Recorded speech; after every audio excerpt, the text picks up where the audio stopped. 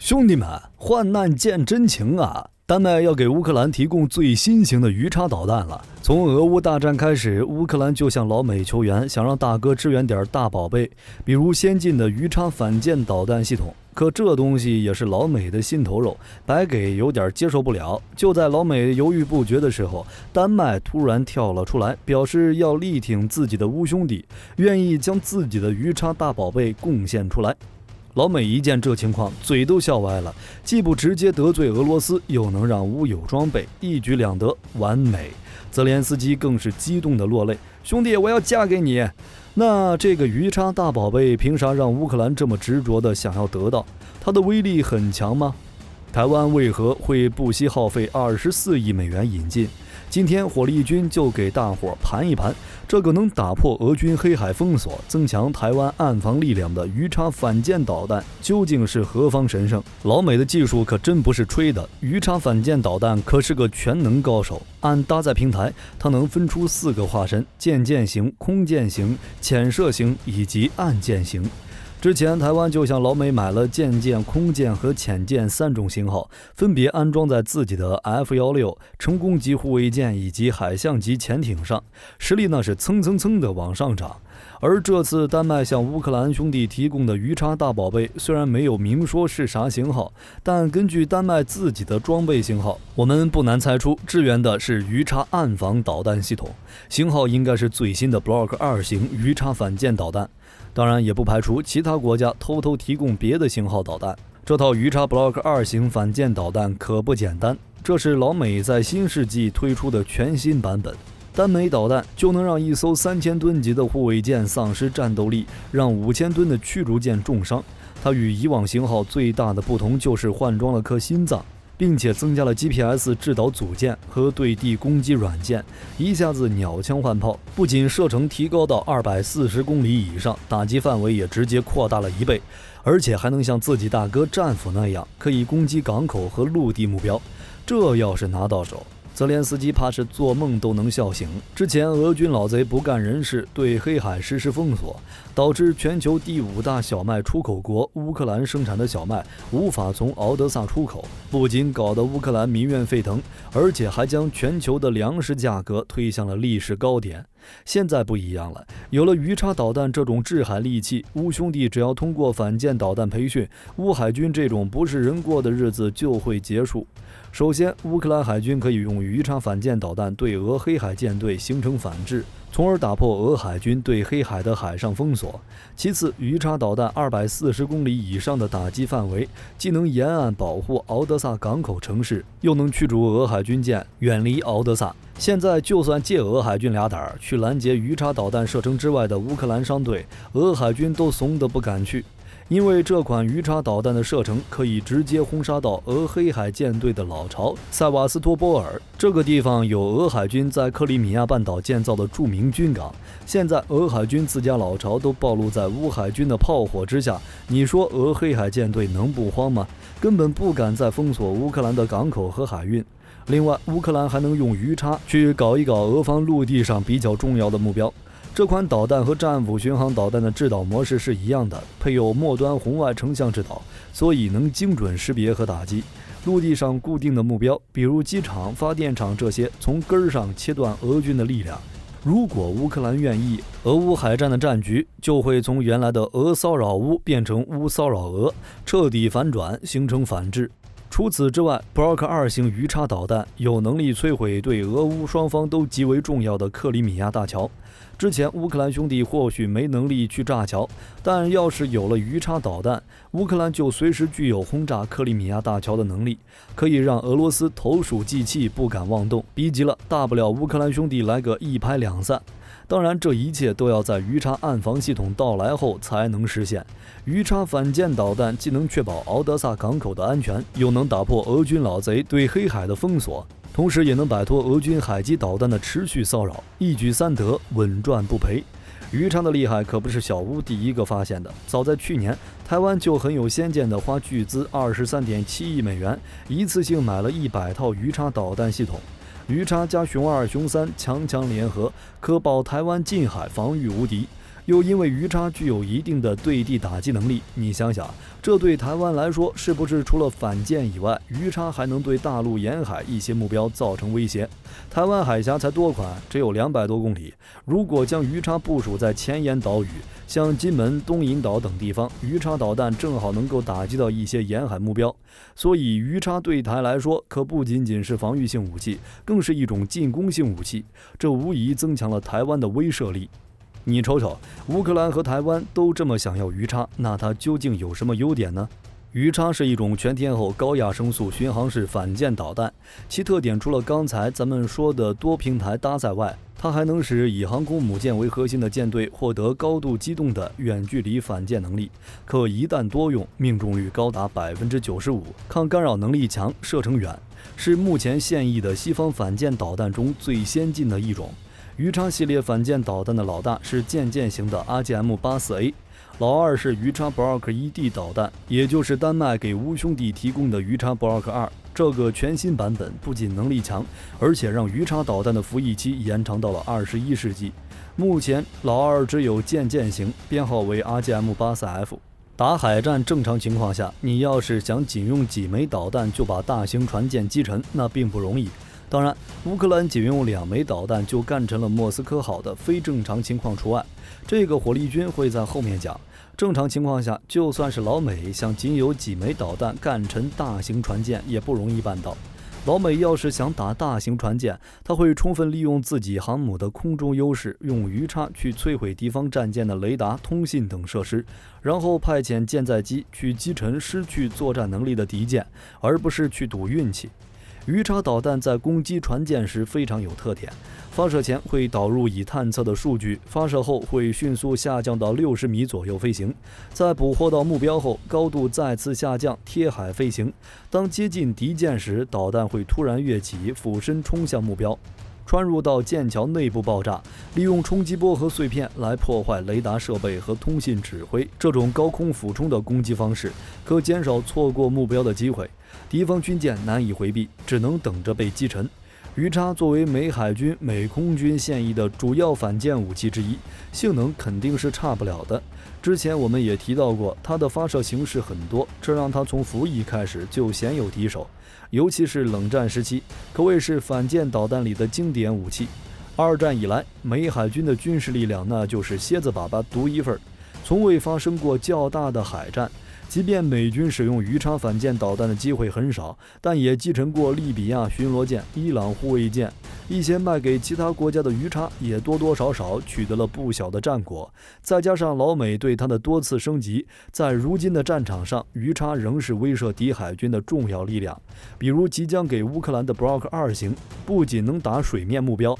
还能够打击地面目标。那在鱼叉到来之前，乌克兰用的都是啥？好像还把俄黑海舰队的脸面莫斯科号给打沉了。乌海军已经这么强了吗？大伙儿想想，俄乌战场的所有战场中，是不是相当于打生打死的陆空战场？黑海方向的战斗并没有那么激烈，这是因为乌海军和俄海军是一母同胞的兄弟，都是由当年苏联黑海舰队分裂而来，只不过乌兄弟没抢过，所以相对俄海军力量实力上就弱了一大截。因此在俄乌开战之初，海战方面才呈现了一边倒的态势。但在乌海军奋力的拼搏和西方情报和武器的支援下，乌海军利用无人机和岸舰导弹，成功干掉了至少5艘俄海军舰，尤其是旗舰莫斯科号，直接让俄黑海舰队元气大伤。莫斯科号是苏联时期建造的1164型导弹巡洋舰。完成建造时，老苏联同时搞了3艘，分别是莫斯科号、瓦良格号和乌斯季诺夫元帅号。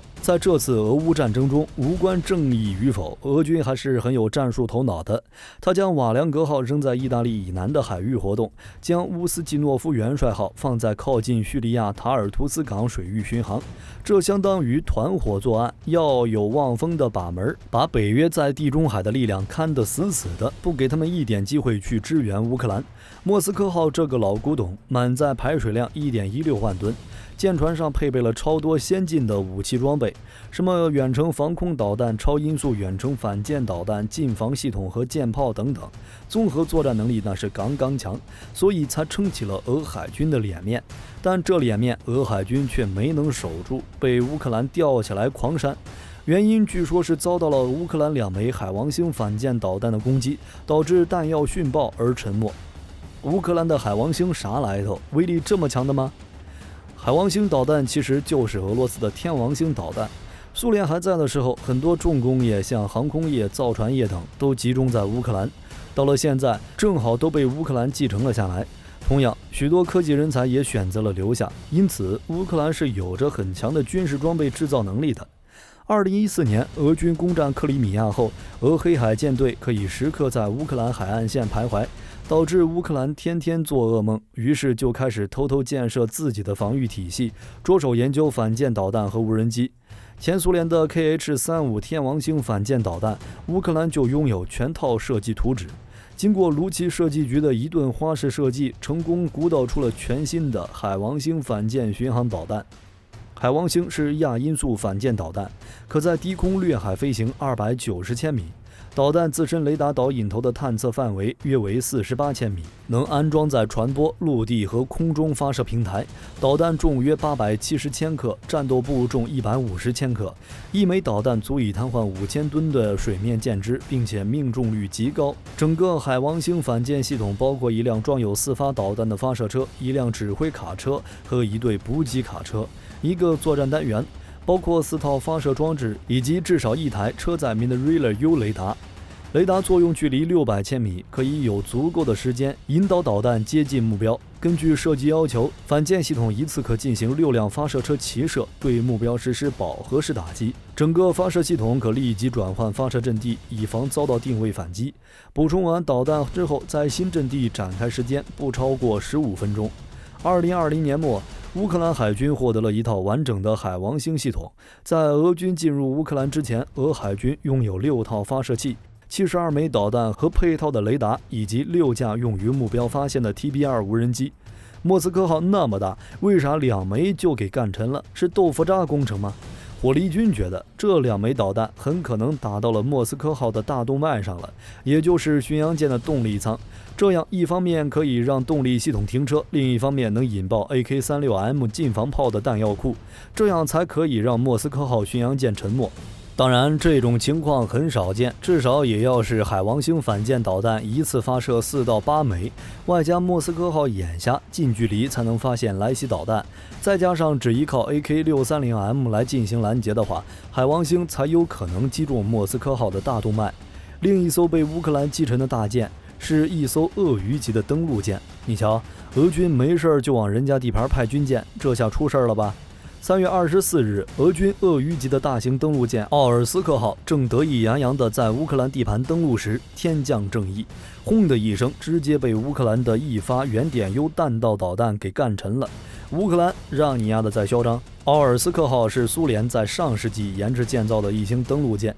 是个老家伙。该舰满排水量为4700吨级，可运载300名士兵以及20辆装甲车，更是配备了小口径高炮和便携式防空导弹。但这一切都因为俄军太嚣张而沉没了。而击沉它的原点 U 战术导弹系统和海王星一样，都是前苏联产物。它使用惯性制导，其使用的导弹型号为 9M79， 载具为 9B129 型导弹发射车，是鱼叉到来之前乌军反抗俄军压迫的重要力量。原点 U 虽然是苏联的娃，可苏联却因为心疼孩子，没有将其真正用于实战。其第一次被使用还是在苏联死后。在1994年的也门内战期间，此后原点 U 仿佛开启了新世界大门。在俄罗斯的第2次车臣战争、南奥塞梯战争、叙利亚内战、2014也门内战、纳卡冲突以及现在的俄乌战争中频繁亮相。这难道就是隐藏在基因里的力量？从这些冲突和战争中，我们可以看到原点 U 战术导弹系统是一种极为通用的作战装备。尽管它带着战术弹道导弹的头衔，但这并不影响它在小规模的冲突中发挥作用。此外，原点 U 导弹系统还被外界广泛称之为是战术弹道导弹。但你仔细查阅资料后，你就会发现，这款导弹并没有被归类在战术弹道导弹的范畴内。首先，原点 U 的弹头和弹体在整个运行过程中是没有分离的。第二，9M79导弹有机载控制设备、弹翼和方向舵。第三，在导弹发射车上配备有自主惯性车载控制系统、陀螺稳定平台和车载数字计算机系统。发射后，地面人员会在飞行过程中对其进行控制，直至命中目标。也就是说，它的运行轨迹是可以被全程控制的，所以不算是弹道导弹。乌军用它不仅击中了俄军位于斯托夫州的米勒洛沃空军基地，而且袭击了正在卸货的俄罗斯登陆舰，最终导致奥尔斯克号沉没，2艘同级别舰只受伤。可见乌克兰这是把自己压箱底的家伙都用在了关键地方，用一枚导弹就换一艘近5000吨的军舰，实在是太值了。除了刚才说的2艘老的大家伙，乌军还干掉了3艘小舰艇、2艘猛禽级快艇和1艘11170型延陵洋级登陆舰。前面2艘是俄罗斯佩拉造船厂仿制瑞典 CB90 建造的一种突击舰。本来快快乐乐跑到蛇岛执行任务，结果被乌军用 TB2 无人机给摧毁了。后面的羚羊登陆舰同样也是在蛇岛执行任务时被 TB2 无人机干沉了。这是俄军太飘了，还是觉得乌克兰提不动刀了？居然这么不记打！俄海军被干掉5艘舰艇后，他还剩下多少实力呢？主力水面战舰包括3艘 11356M 型护卫舰、2艘1135型护卫舰、3艘22160型巡逻舰、4艘21631型导弹舰、6艘1124型反潜艇，以及5艘1241型大型导弹艇。在两栖战舰方面，在奥尔斯克号登陆舰沉没之前，黑海舰队拥有3艘鳄鱼级和4艘蟾蜍级登陆舰，此外还有4艘延陵洋级登陆舰和6艘猛禽级快艇。潜艇方面，黑海舰队在此次冲突中没有损失，仍然还有7艘基洛级常规潜艇，其中包括6艘基洛级的最新型号 636.6 型。这不看不知道，一看吓一跳，居然还有这么多！乌克兰还是任重而道远呢。莫斯科号没了以后，11356M 型护卫舰迎难而上，成了俄黑海舰队的主力。一是因为这3艘护卫舰是新家伙，能力比较强；二是因为责任重大。他们是目前俄黑海舰队排水量最大的战斗舰，承担着黑海的风控对地打击任务。乌克兰利用已有的岸舰导弹、无人机和俄海军打起了游击战，成功击沉、击伤了多艘俄海军军舰。要是等到鱼叉装备后，你再看俄黑海舰队，怕是看到乌海军就抱头鼠窜。当然，也可能是战事升级。火力军可以想象到，之后俄乌双方在黑海方向的战斗会更加激烈。乌军想方设法伏击俄黑海舰队来保护自己的敖德萨，而俄军则会想尽办法去阻挠摧毁鱼叉岸舰导弹系统。火力军对这些的分析也有片面的地方，欢迎您的指正，同时也欢迎您在评论区留下对俄乌之间未来战场变化的看法。喜欢热武器的朋友请点点关注，本期视频内容就到这里，我们下期再见。